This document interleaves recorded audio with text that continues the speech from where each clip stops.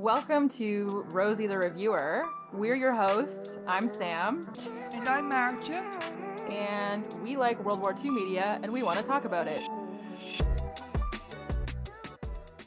Welcome back to Rosie the Reviewer. This week we are talking about the movie Windtalkers, which came out in 2002. It was directed by John Woo and written by Joe Batir and John Rice. It's based on a real story of Code Talkers from the Navajo Nation during World War II, and the film follows a fictional team of Marines through the Battle of Saipan. Code Talkers were members of the military capable of using language to make secret communications during wartime, and the enemy could not decipher it, so they had a big advantage there. You can watch this movie if you want on MGM+.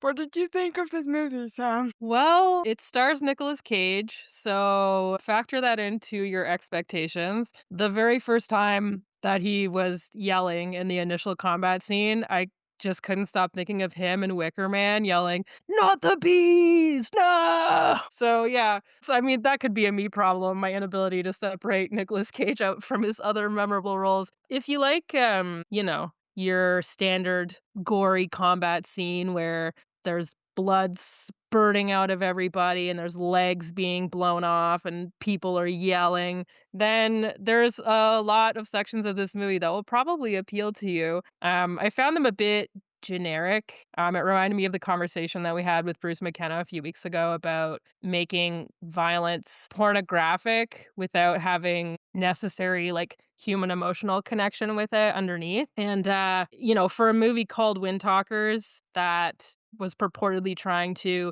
shed light on this little known story from World War II, it sure did focus a lot on the nearest white guy and his struggles. So yeah, I wouldn't say I was like a huge fan, but we've watched a lot of World War II movies now, and this is definitely not the worst one I've seen, so I guess we can say that for it. What did you think of it? I had very, very low expectations for reasons you mentioned, like Gage being in it was one of them, which is kind of sad, isn't it? But with having low expectations comes the ability to be surprised at portions of the movie that were actually quite entertaining. I wouldn't call them good specifically, but I was entertained. There were a lot of explosions, for which I think this movie won an award also, so I guess that's why.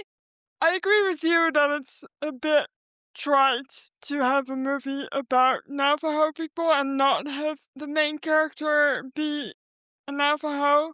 One of the main characters is, but you can tell that they decided this was going to be the Nicolas Cage movie.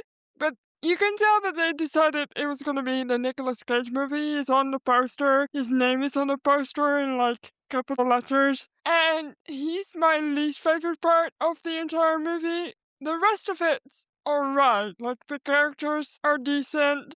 I enjoyed getting to read about this tiny segment of World War II that I knew nothing about, and I'm glad they made it.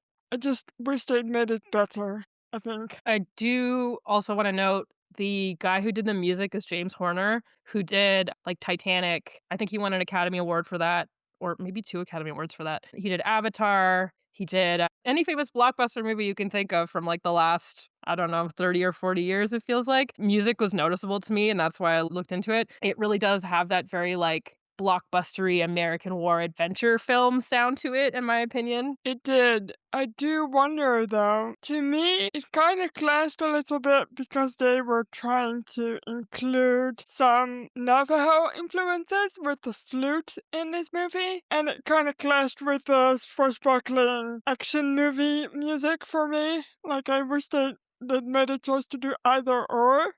Which I think is a problem this movie has in general, where it tries to be sincere, but then it's also this really extravagant action flick. So it struggles within its own ambition, I think, a bit.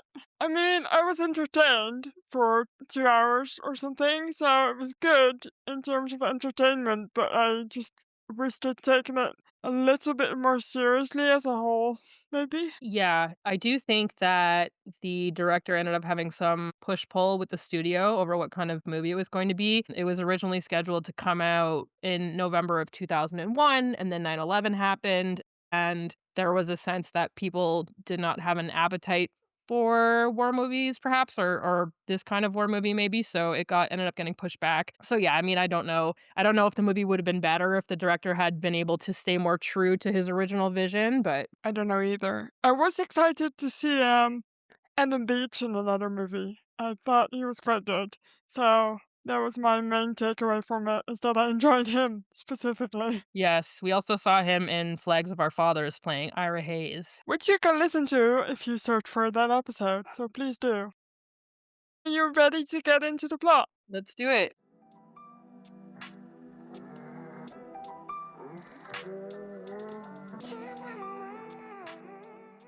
The movie opens on a Navajo village. We see a young man getting onto a bus to head off for his military service. This is Ben Yazi, played by Adam Beach, and he meets a friend there who will become a fellow code talker with him, Charlie Whitehorse, played by Roger Willie. Adam Beach is not Navajo. He is Saulteaux Anishinaabe and Canadian, incidentally. He was born in Manitoba, but he did spend 6 months learning Navajo for the role, which I thought was kind of neat. Definitely very neat. I thought he was one of the actual like Native American or Native Canadian in this case, like actors were more sincere than the white guys. So I enjoyed their performance overall quite a bit more than the rest. Yeah. I mean, for all the problems with this movie, it is nice that it's telling that part of history, that they're getting the chance to tell that story. In the next scene, we get to see another part of the war. We head over to the Solomon Islands in 1943, where we meet Joe Anders, played by Nicolas Cage. He and his squad have a run in with the Japanese army,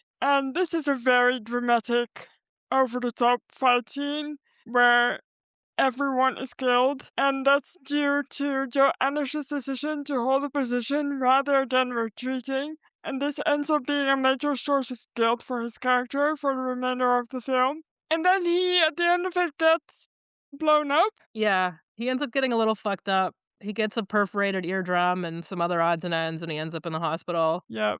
This scene, man, it's so bad.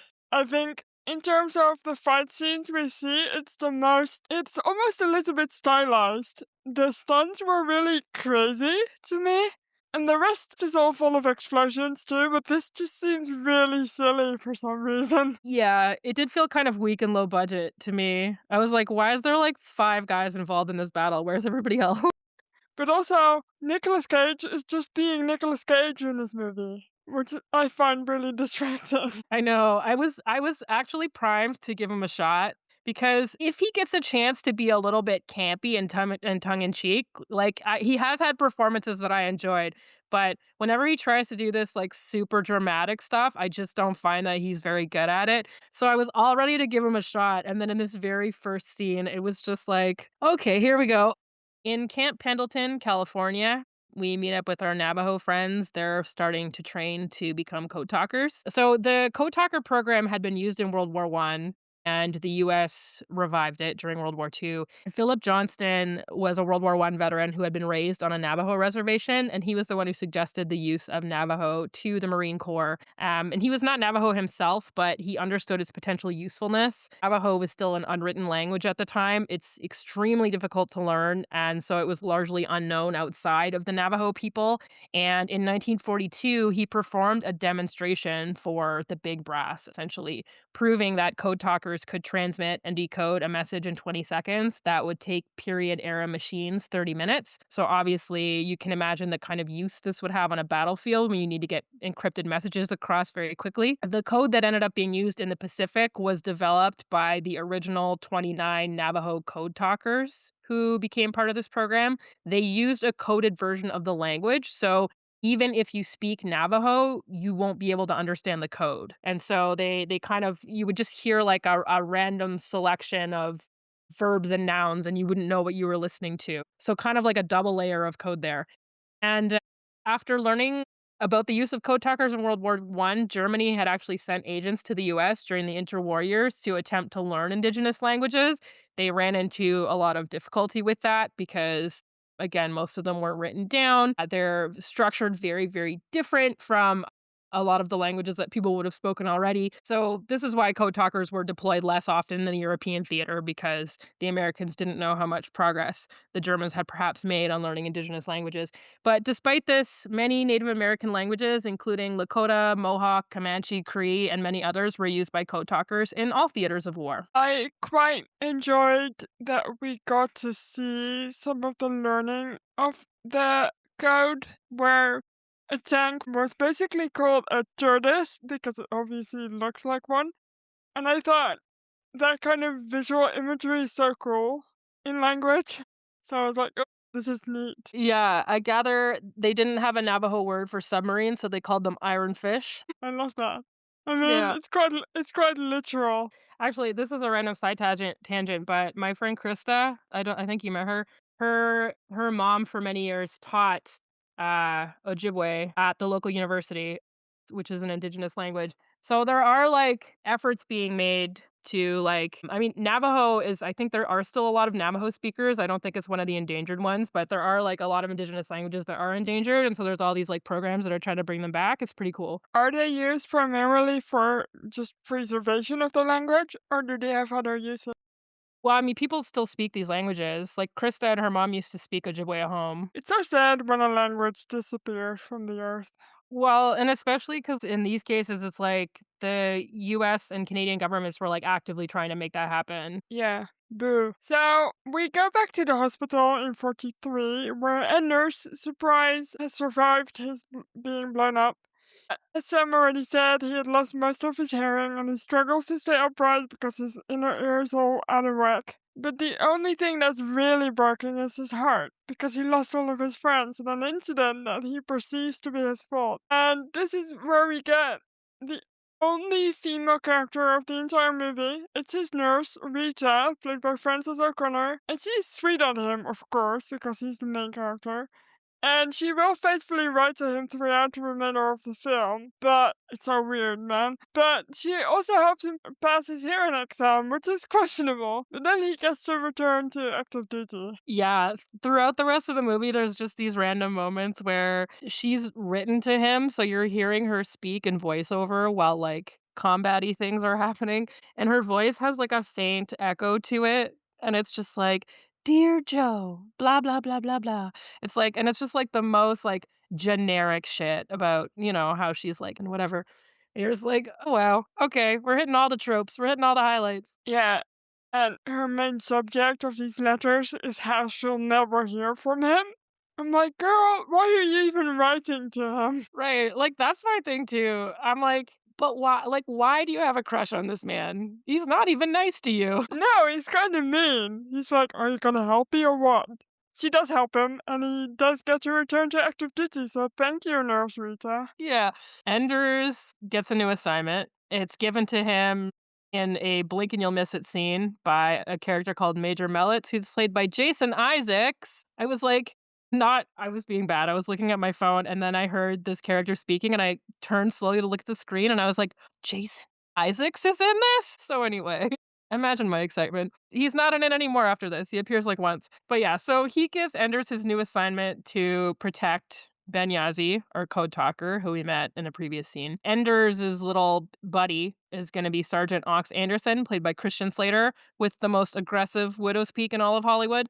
And he's going to protect Yazzie's friend, Whitehorse, who we also met in the other scene. And so it's like little team of Enders and Anderson protecting Yazzie and Whitehorse. In real life, there were indeed Marines assigned to protect the code talkers, but this was largely from their own side because there were several incidents where indigenous Marines were mistaken for Japanese and captured by their own guys. There were some code talkers who believed that the Marines on protection duty were supposedly also secretly assigned to ensure the code talkers were never captured by killing them if they were in danger of being captured, and we see this in the film. But there's actually no evidence that this was ever a standing order, and it would have been super illegal if it were. I will say I like Christian Slater in this. I thought he was one of the more enjoyable characters from the White Guys. Yeah, he was cute. I'll agree with that. We get to meet a couple of other Marines who are relevant to the plot, and they will serve alongside our main characters. There's Private First Class Charles Chick Clusters, played by Noah Emmerich. He's a racist douchebag.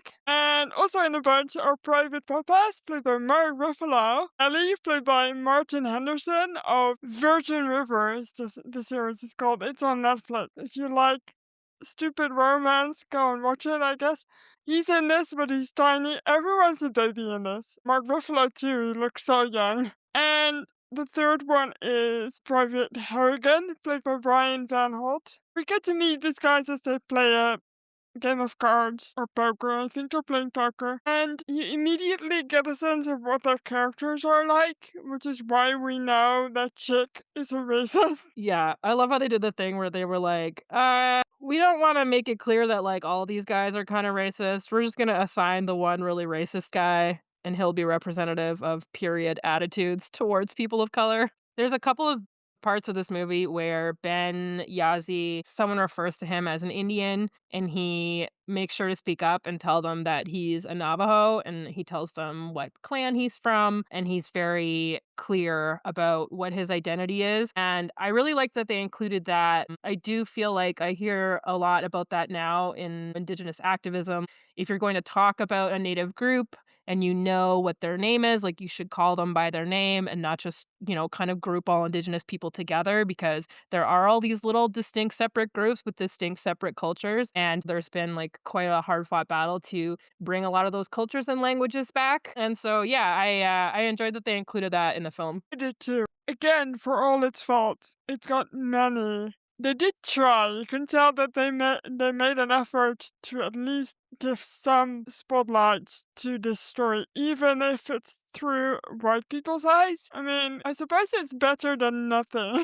Yeah, for sure. The Marines get their orders to go to Saipan, which is a little island in the Pacific. Like many of the battles that the Marines fought in the Pacific during World War II, a little hunk of rock in the middle of nowhere. The goal is to get a naval base there and an airstrip for American bombers, so they'll be within the range of Tokyo. But the problem is that there are 30,000 Japanese soldiers on it who do not want them to do that. And so yeah, so they're gonna have a big old battle. Yahtzee comes to Enders's aid when he has PTSD during the briefing, but Enders is not willing to be friendly. So they have this whole little chat where Yahtzee tells Enders that it's his war too, and he's fighting for his people. I watched a little video from the Smithsonian that you can find on YouTube. It's called "The Power of Words: Native Languages as Weapons of War," and they interviewed quite a few of these code talkers, and they asked them about their wartime experiences. And this was, a pretty common attitude that even though the country of the United States hadn't been great to them, they still wanted to show up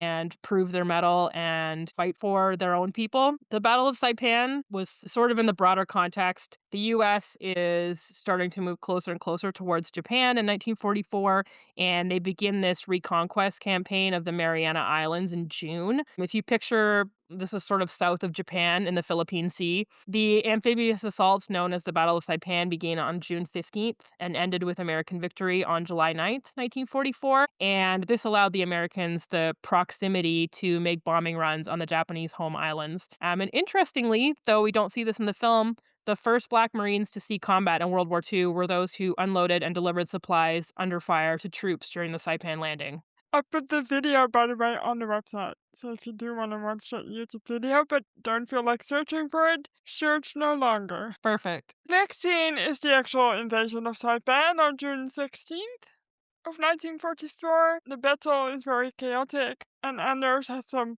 fun flashbacks to his time before on the Solomon Islands. And I put in a note because this scene is endless, but I just put war as hell, blah blah blah, because it takes like 20 minutes for them to make their way up the beach and then inland. And this is the first time we see the code talkers do some code talking, because they give some coordinates to the USS California to get some supporting artillery. And this is when we see a lot of things blowing up. Yeah, I did like when they flipped over to the Japanese side briefly, and the Japanese are trying to listen in on their communications, and all they're hearing is just a string of random Navajo words, and they're like, "Is this English?" Like, they're so confused. Yeah, I like that too. I wish this movie made it a little bit more clear what the actual objectives were because it was just one string of long battle scenes and I had no idea what was really going on. It was very chaotic. I don't know if it was as chaotic in real life, it might have been, but it just felt so long and just samey to me. Yeah, no, for sure. I agree with that. Yazi gets attacked by Chick, who is once again being a dirtbag racist.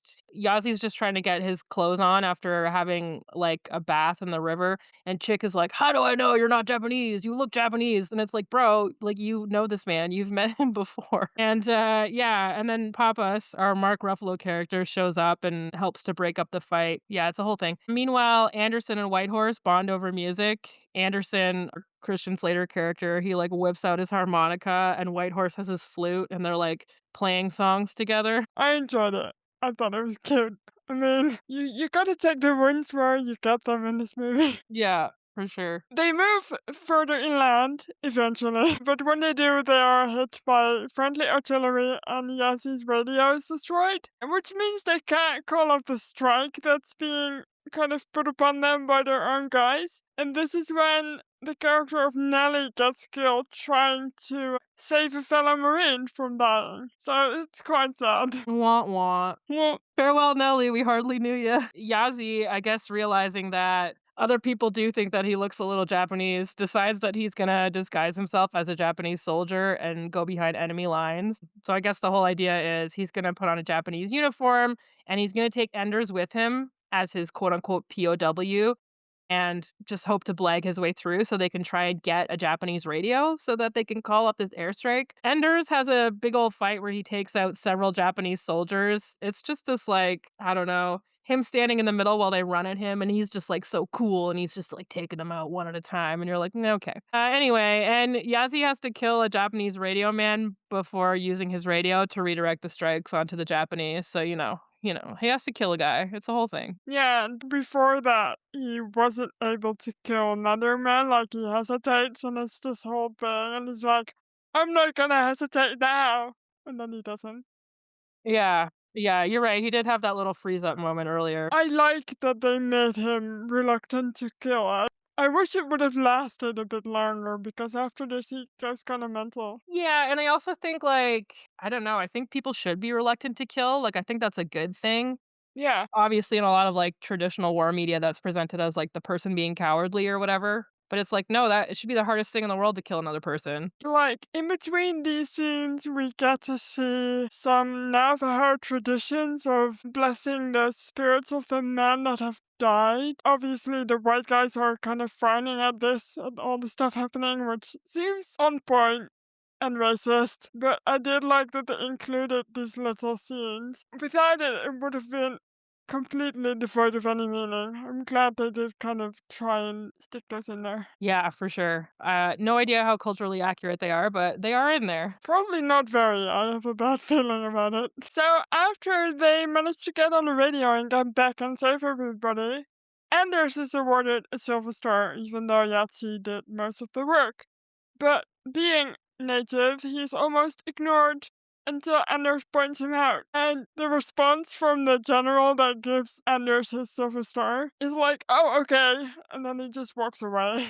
And it's so freaking racist. And Anders then decides to give his silver star away to Nellie's widow because he doesn't give a crap about awards, he says later in this movie. Yeah, I mean, fair enough, I guess. The next day, the Marines camp in this village called Tanapag. Enders, he asks to be relieved of his assignment. He's like, I don't think I'm going to be able to kill this guy if the necessity arises, but his request is denied. He's going to have to continue to be Yazi's bodyguard. I feel like this guy is so selfish in a way, right? He just doesn't want to deal with any more guilt besides the fact that he let all of his men die in on the Solomon Islands. I'm not saying that he did that he purposely let them all die, but he did make a colossal mistake of holding that position.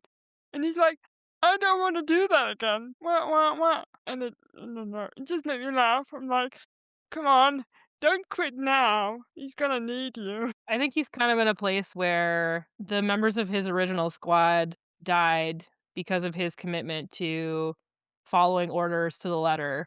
And he's kind of in a place where he's like, if I start not following orders now, then I guess I could have always not followed orders. And if I had done that, then my squad would still be alive. Like he kind of has to commit himself to this idea of like, I'm the guy who always follows orders because like if he can't find that meaning in it, then like what happened to his squad mates was meaningless. That's a good point, actually. During this time, him and Yazzie have a little bonding experience over growing up in the church. Although I think Yazzie's experience was much less positive than Anders' experience. But I did like that. I don't know. Actually, did I like it? I don't actually know. But they do try to make them find some kind of common ground from both sides. Like, we're not that different after all, I guess is what they're trying to say. But they are in reality, so I don't know if I like it. Yeah, I mean, I guess it's something to talk about, I guess. Yeah. Yes, he gets sent back to headquarters to do some translating or code talking, I don't remember. But he's away from the village. As he's away, they're like, we'll bring you back in like 5 minutes, it's not far. As he's away, Japanese soldiers ambush the camp. Harrigan, one of the guys, dies. He's the one with the big flamethrower on his back. And he just kind of explodes into a ball of fire. It was very dramatic.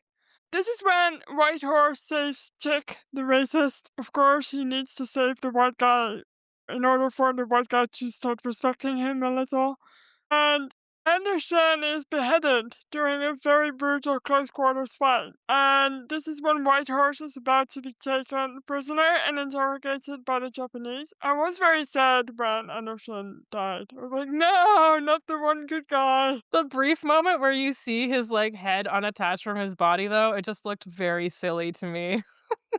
I know. It felt kind of stereotypical for them to have a Japanese soldier come in with a katana to behead him. Yeah, like, were they waving those around in battle? I don't really know. I mean, maybe, but yeah, no, you're right. It was a bit, like I feel like they would just probably shoot him, no? Like, they're in the middle of a firefight. Yeah. This is, by the way, this is after you can see Anderson make the conscious decision to not kill Whitehorse. He's like, alright, let's get out of here.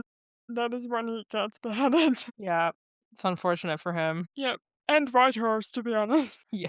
So Enders sees Whitehorse being dragged away by the Japanese, and he tries to shoot them with his gun, but he doesn't have any ammo left. And as a last resort, he uses a grenade, and he sort of like rolls it into the group because he knows it's his duty to prevent the Code Talkers from falling into enemy hands. And Whitehorse kind of gives a little nod to him as if he's like, "Yeah, I understand that you're doing your duty. It's fine to kill me along with all these Japanese guys." But yeah, so it's a big grody explosion. I did enjoy. I won't say. I won't say enjoy because he dies and it made me sad. But Whitehorse did try to kind of throw a Japanese soldier onto the grenade in hopes of saving himself, I guess, but it didn't work. Made me sad. I know. His face during, like, the last, like, 2 minutes of his life while, like, Nicolas Cage is trying to grenade him. The actor did a killer job, man. I felt that. Yeah, me too. Again, these native actors are quite good. They are the more serious parts of the movie with more serious. They have the best dialogue, I feel, and they have the best emotional connection to the audience. Like, the rest is all kind of interchangeable, but they are quite good. Yes, he returns just after the fighting is over, and he learns that Anders has killed Whitehorse, and he's very angry with him. He almost shoots him. Anders actually pleads for him to kill him because he believes that paying with his life is the only way to get over his guilt and over the death of his old squad mates. Like, he actively wants to die at this point. He's like, please kill me, please do it. But no, Yeah. he doesn't. There's definitely a moment where he's walking among all of these, like, homemade gravestones where a bunch of Marines who have already died during the Battle of Saipan are buried, and, like, you can see, like, Ben Yazzie, like, watching him and being like, "I wonder what his emotional deal is." That's what his facial expression is suggesting, and I'm just like, the way I don't care what Nicolas Cage's emotional deal is. There's a scene slightly before this, before Yazzie gets very angry with him. It's like the night before, or the night before that. I don't remember. But there's a scene where he Yazzie blesses him with the cigarette smoke, and this bit made me laugh because Nicolas Cage's response to that is so funny. He's very loud when he protests against being blessed. Yeah, definitely. Another scenario where I'm like, "Ben, why do you even like this guy?" Don't! He doesn't care about you. Soon after, the Marines are sent on another mission, and they end up getting ambushed again. This time, they're sort of in the middle of a minefield, and they're barely able to fight their way out to get to a ridge where the attack intensifies, and then they see a bunch of other Marines being subjected to a brutal artillery barrage, and they're like, "Oh, we gotta do something about that." It's just not just this is just another repeating of the same incident because it's artillery attacks just destroying people the entire time. Do we not have another thing for them to conquer instead of artillery attacks the entire? It's like the third artillery attack that's befalling these men. Yeah, I guess if it's artillery, then you probably need encrypted messages, so I guess you get to use the code talkers. I mean, fair, but this time it's the Japanese, though, I think. But, it's just, it's mission after mission, and I don't understand what the stakes are. Like, the stakes are not clear. Why are they on these missions? It's not, no one cares. I don't care. I know, and based on the central premise of the movie that at some point Nicolas Cage is gonna be faced with the decision of whether or not to kill Ben Yazzie, and he's probably gonna decide not to do it because that's where his character arc is going, and I'm like, I just wish it weren't so predictable on the way there, you know? I know. And this is also when Yazzie gets really set on being really reckless because he's angry over Whitehorse's death, really at Anders, but he also just charges at all the Japanese soldiers around him.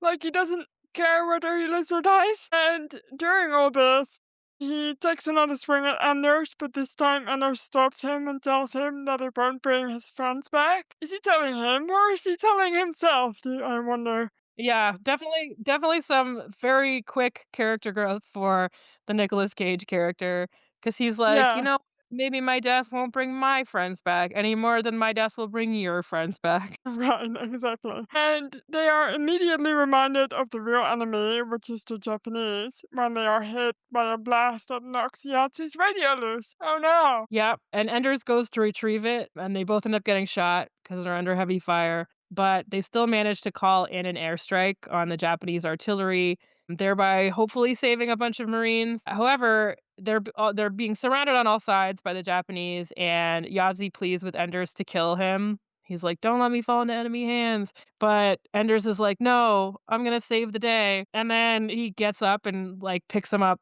over his shoulder and carries him to safety. I was like, if that was a possibility the whole time, why were they laying there for so long talking about whether or not Nicolas Cage is gonna shoot him? To be fair, he does kind of pull a Boromir where you're like, you're not supposed to be still alive, you should be dead by now. And then he gets up and carries him. I'm like, really? How are you still working? Yeah, the superhuman power of the American Marine. The air support that they called in arrives, and the Japanese position is successfully bombed, saving many Marines. And is kind of celebrating, and he's like, "Yeah, we did it! Look, we saved everybody!" And that's when he looks over and sees that Anders is mortally wounded. He's like shot in the chest, and he very dramatically dies, holding his hand. Yes. Yes, and he's trying once again to explain why he killed Whitehorse, being like, "Yeah, I was following orders, man," or whatever. And He it's didn't like want this to do it. Yeah. This idea of it being so important to him to be seen as being a good man, like, not just to be a good man, but have other people perceive you that way, like, as someone who did the right thing. Yeah. So I guess the war's over because we go back to the US where we see Yazzie, his wife, and his son pay respects to Anders in the historic Navajo tribal lands at Monument Valley, Arizona. So I did like that they included this once again. Like, oh, I liked all the Navajo bits. I hope they were accurate. Because without them, the movie would just have sucked completely. I feel like I got, like, preemptive cringe because I also don't know, like, how accurate they were, but they're literally just outside, no building in sight, wearing traditional jewelry, it looks like, and It was just very, like, Native Americans live in houses and stuff, it's like I mean, of course, I'm sure at the time there were still some that were perhaps living in more traditional housing, but at this point in American history, the US government had been very firm about preventing Native Americans from pursuing, like, any kind of nomadic lifestyle and basically put them all on reservations. So I'm like, just the fact that they put them, like, outside with, like, no buildings in sight or anything, it really just seemed like a bit stereotypical to me, but maybe I'm just sensitive. And yes, he had named his son George Washington, which made me laugh. I feel like they chose to do that to remind us that they are people too. Just normal people, like they can have normal names as well as Navajo names, I guess. We get an end card that says, "The Navajo Code was vital in the victory at Saipan and every major battle in the Pacific. It was never broken." And that's correct. Hooray for the Navajos. At least they were successful in what they set out to do. I just wish they were given and shown more respect for what they did. Definitely.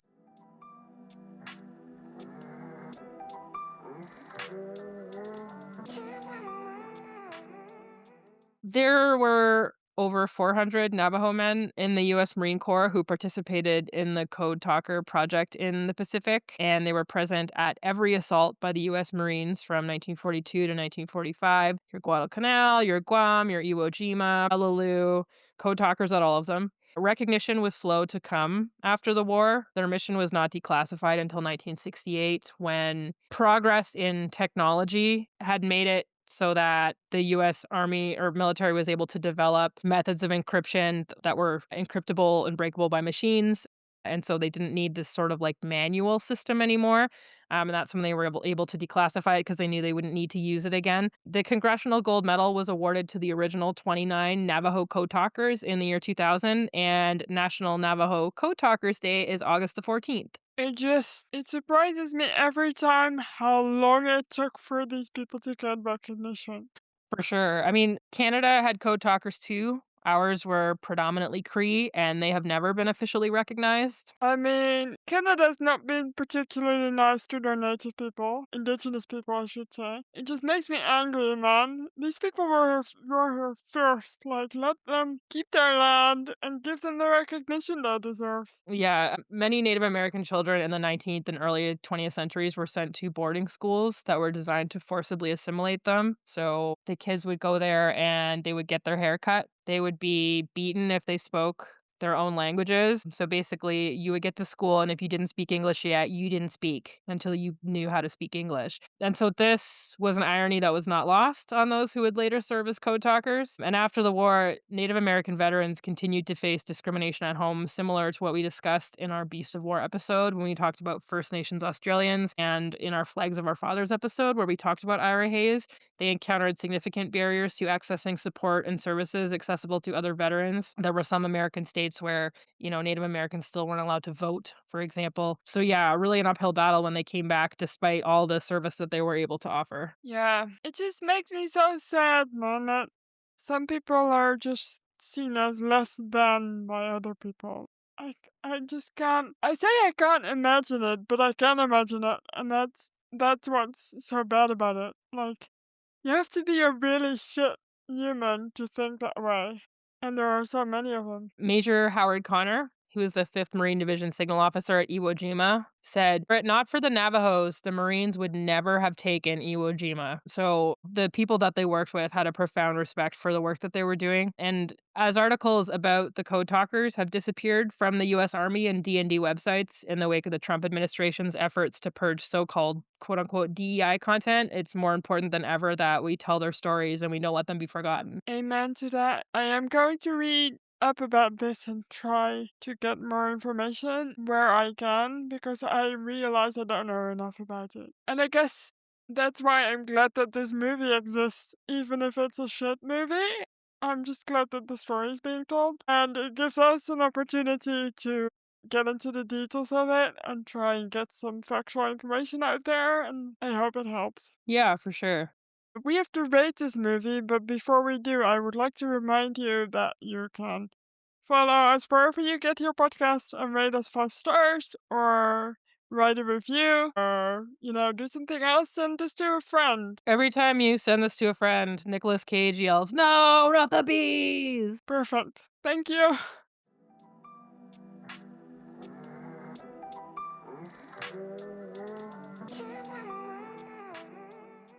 So we're rating this movie dangerous fire stunts out of 10. Should I go first for once? I'll go first. I'm Sure. excited to rate this. I thought long and hard about this rating before we started recording, but I'm gonna give it I'll give it a 6 dangerous fire stunts out of 10, which is pretty high because I found it amusing, not because I thought it was good. I just enjoyed my time watching it, despite all the cringiness that's in it, because there's a lot, and I don't know why I even vaguely enjoyed it so much. Maybe I just felt like watching a stupid movie and this was one, but I'm just really glad it opened up and this conversation between us about in Navajo. And it was once again a subject I knew nothing about, so it always just gets an extra point for that for me, just because I get to do more research. So that's it for me. Well, I'm probably gonna give it a 4 dangerous fire stunts out of 10. It had a great, potentially really meaningful premise that it just didn't deliver on. I'm getting a little sick of seeing, here's a cool story about the experiences of people of color, but like we can't possibly tell it to you without telling it through the eyes of the nearest white guy. And I mean this happens with women's stories too, and then, et cetera, et cetera. And the combat scenes are entertaining, but I find them kind of derivative and basic. I didn't think the script was anything really to write home about. I did, like you, like the moments where we got to see a little bit of, the two Navajo characters talking amongst themselves and celebrating their culture and that kind of stuff. That was nice. I just think I would like to see perhaps another movie about these guys that fleshes them out more and does them more justice. I think that's what they deserve. I agree with you there. I think there should be one told completely from their perspective instead of Nicolas Cage's perspective of them. Like it's told through such a wide lens. I mean, not wide, with white. And they tried to make it at least also from Ben Yazzi's perspective in this movie, but by casting Nicolas Cage as such a prominent main character, it just kind of gets lost in that, and that's sad. I wish they hadn't done that. Even the attempts to address the racism were kind of clumsy. Like I said, they had the one character who was the racist and everyone else was mostly fine. And then the racist learns his lesson when he gets saved by the native guy. Then he's like, "Oh, Yeah. maybe that guy's not so bad." And like, "Yeah, my grandparents were really racist, and now I'm thinking that like maybe I'm not racist anymore." And you're like, "Okay, well, Yes, you are, dude. yeah." And It's, like, yeah. you know, and the problem was these, like, predominant cultural attitudes of the era. Like, obviously, I'm sure there were some people who were able to treat indigenous people with respect, but there just would have been, like, a lot of even offhand unintentional racism from everybody, and the institutions themselves were racist. So it's like, yeah, I think you really kind of do a disservice to the experience that these guys would have went through to be like, "Yeah, there's this one guy and he's racist, but he did learn his lesson." Yeah. It would have been a much stronger movie if they'd not done that. If they didn't give him the sort of redemption arc he didn't really deserve, this white guy. But yeah, anyway, I hope we get to see another movie. Or maybe there's a book out there about these guys that we could read at some point. I would love to read it. Speaking of reading, are you reading anything? I am. Just before, I'll recommend the podcast that I listen to. I listened to a couple of podcast episodes from the podcast Espionage, and they're called Chester Nez and Navajo Code Talkers, parts 1 and 2. And Chester Nez was one of the 29 original Navajo Code Talkers, and he published a memoir. And these episodes draw like pretty heavily from his memoir as well as a bunch of other sources. So it's pretty interesting. You kind of like follow him through his trajectory through the Pacific, all the way until I think he got wounded in January of 1945 and then was sent home, but he did survive the war. Yes, interesting episodes if you want to check those out and hear more about the Code Talkers. Cool, I will check them out. I haven't had time to listen yet, but I will. I am reading, well, I'm about to start reading I Was Monty's Double by M.E. Clifton James, and we are hopefully gonna talk about the movie soon as well. And the copy of the book that I have is wild. Um, it says, "This work has been selected by scholars as being culturally important and is part of the knowledge base of civilization as we know it. This work was reproduced from the original artifact and remains as true to the original work as possible. Therefore, you will see the original copyright references, library stamps, and other notations in the work." So, yeah, it's like clearly just like a photocopy from, I don't know, like an original manuscript or something. It's very strange. Interesting. I wonder what that's gonna be. It's like, is this even a book at this point? Has it been edited? Or is it just the original manuscript from the original author? I don't know. I'm gonna find out. It's not very long. It's less than 200 pages, so I should have read that book. right? I am not reading anything, but I did just buy another book. I just got the book called Atlantic Furies about the women who try to cross the Atlantic Ocean by plane in the early 20th century, if I'm not mistaken. And I'm looking forward to starting that at some point. But as you know, I cannot make any promises it will be soon because I suck at reading books. No, you're gonna read more books this year. You're All gonna right, okay. I will take your word for it. you s you sounded so dubious. I do want to. I just my brain doesn't work like it used to. I feel like I've been permanently damaged by by COVID. But I just miss like getting lost in a good book. I mean, I'm sure I'm still able to do it. Maybe I just need to get away from all the screens around me and just focus and try and do it. Thank you everybody for listening to another episode of Rosie. You can follow us wherever you get your podcast and rate us 5 stars. You can send this episode to a friend. You can follow us on Instagram at Rosie the Reviewer Podcast, or you can visit our website, rosieTheReviewer.com, for more information. We'll see you next week. Bye.